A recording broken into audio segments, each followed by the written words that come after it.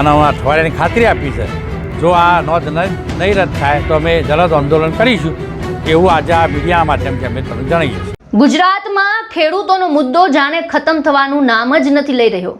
હવે ગાંધીનગરમાં ભરતમાલા પ્રોજેક્ટને લઈને અસરગ્રસ્ત ખેડૂતોનો આક્રોશ છે તે સામે આવ્યો છે। જિલ્લાના 42 ગામોના ખેડૂત આગેવાનો મોટી સંખ્યામાં કલેક્ટર કચેરી ખાતે પહોંચ્યા હતા અને પોતાની વિવિધ સમસ્યાઓ અંગે રજૂઆત કરી હતી। ખેડૂતોનો મુખ્ય આક્ષેપ છે કે ભરતમાલા પ્રોજેક્ટ માટે તેમની જમીનનો માત્ર એક નાનો હિસ્સો જ સંપાદિત થવાનો હોવા છતાં સમગ્ર જમીન પર પ્રોજેક્ટની નોંધ ચડાવાઈ છે, જેના કારણે ખેડૂતોને અનેક પ્રકારની મુશ્કેલીઓનો સામનો કરવો પડી રહ્યો છે। ખેડૂતોના જણાવ્યા અનુસાર જમીન પર ભરતમાલા પ્રોજેક્ટની નોંધ હોવાના કારણે તેઓ બેંકમાંથી લોન મેળવી શકતા નથી। એટલું જ નહીં, સરકારની વિવિધ સહાય યોજનાઓ, સબસિડીના લાભ મેળવવામાં પણ મુશ્કેલીઓ પડી રહી છે। અનેક ખેડૂતોના ખેતી અને વ્યવસાય સાથે જોડાયેલા મહત્વના કામો છે તે અટકી ગયા હોવાનું પણ રજૂઆતમાં જણાવાયું છે।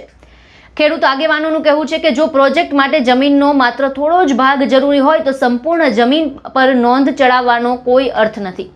આવી સ્થિતિમાં ખેડૂતો પોતાની જમીનનો યોગ્ય ઉપયોગ પણ કરી શકતા નથી અને આર્થિક રીતે નુકસાન ભોગવવાનો વારો આવે છે।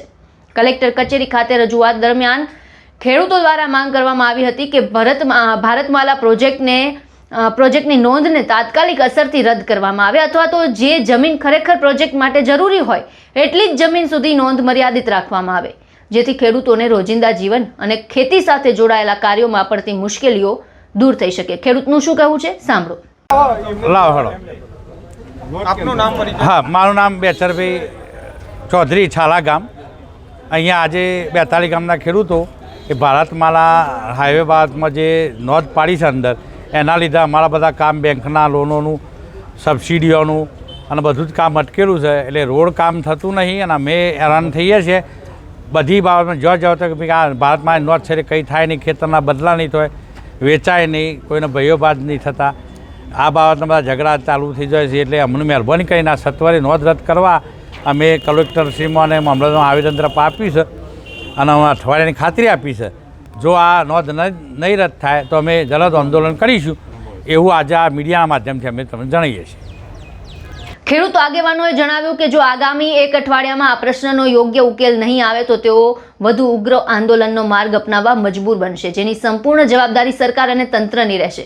હવે જોવાનું એ રહેશે કે ખેડૂતોની રજૂઆત બાદ જિલ્લા વહીવટી તંત્ર અને સરકાર આ મુદ્દે શું નિર્ણય લે છે। શું ખેડૂતોની માંગ મુજબ જમીન પરની નોંધ દૂર કરવામાં આવશે કે પછી ખેડૂતોને ફરી એકવાર આંદોલનનો રસ્તો અપનાવવો પડશે? ફિલહાલ 42 ગામના ખેડૂતોની એકજૂટતા અને તેમની ચીમકીએ સરકાર તથા તંત્રનું ધ્યાન છે તે આ મુદ્દા તરફ દોર્યું છે। આગામી દિવસોમાં આ સમગ્ર મામલે શું વિકાસ થાય છે તેના પર સૌ કોઈની નજર રહેશે। આપનું શું માનવું છે, આપના શું વિચાર છે, અમને કમેન્ટ બોક્સમાં જણાવો અને તમામ ન્યૂઝ અપડેટ માટે અમારી સાથે જોડાયેલા રહો।